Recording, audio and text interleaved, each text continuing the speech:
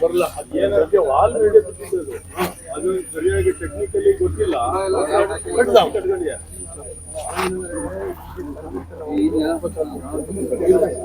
ಅಲ್ಲ ಅಲ್ಲ ಅವನು ಆಸ್ಪತ್ರೆಗೆ ಎಲ್ಲಿಯೂ ಇರಲಿಲ್ಲ. ಆಸ್ಪತ್ರೆ ಸುಮಾರಾಗಿ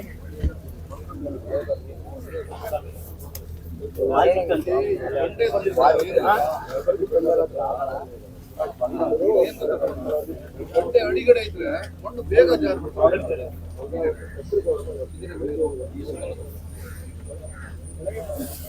ಸತೀಶ್ ಫೋನ್ ಮಾಡಿರೋದು ಅವರಿಗೆ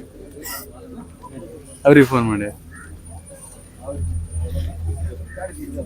ಹೆಲ್ಪ್ ಮಾಡೋಣ.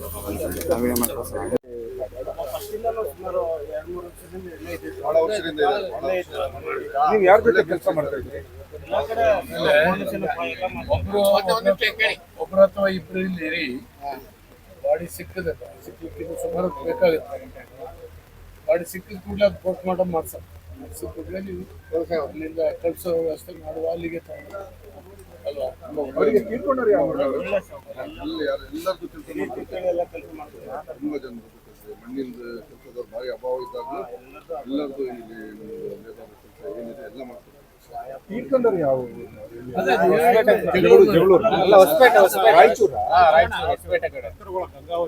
ಒಟ್ಟಿಗೆ ಸೇರಿದ್ದೀವಿ. ಒಬ್ಬರಿಂದ ಒಬ್ರು ಪರಿಚಯದಿಂದ ಅವ್ರು ಬಂದಿದ್ದಾರೆ. ಅವರು ನಾವು ನಮ್ಮ ಜಗಳೂರವ್ರು 5 ಜನ ಇದ್ದೀವಿ. ಇನ್ನು 20 ಜನ ಅವ್ರು ಒಂದೇ ಊರವ್ರು. ನಾವು 5 ಜನ ಜಗಳೂರವ್ರು. ತೀರ್ಕೊಂಡ್ರಿ ಅವರು ಗಂಗಾವತಿ ಕಕ್ಕರಗೋಳ ಅಂತ. ಕಕ್ಕರಗೋಳ ಹಲೋ ಕಕ್ಕರಗೋಳನಾ? ನಾನು ಜ್ಞಾನೇಂದ್ರ ಮಾತಾಡ್ತಾ ಇದ್ದೀನಿ. ಇಲ್ಲಿ ತೀರ್ಥಹಳ್ಳಿನಲ್ಲಿ ಒಂದು ಧರೆ ಕುಸಿದು 3 ಜನ ಡೆತ್ ಆಗಿದ್ದಾರೆ. ಒಬ್ಬನ ಅಲ್ಲಿ ಕಳ್ಸಿದೀವಿ ಹಾಸ್ಪಿಟ್ಲಿಗೆ.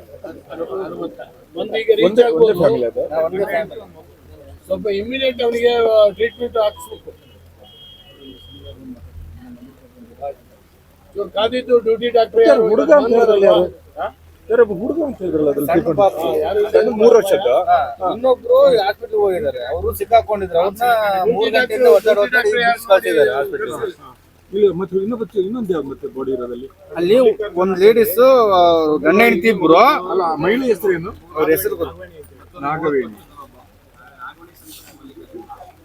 ಮಗು ಸಂತೋಷ. ಸರ್, ಈಗ ನ್ಯೂಸ್ ಅಲ್ಲಿ ಹೋಗುತ್ತೆ, ಗಂಗಾವತಿ ಹೋಗುತ್ತೆ ಅಲ್ಲಿ.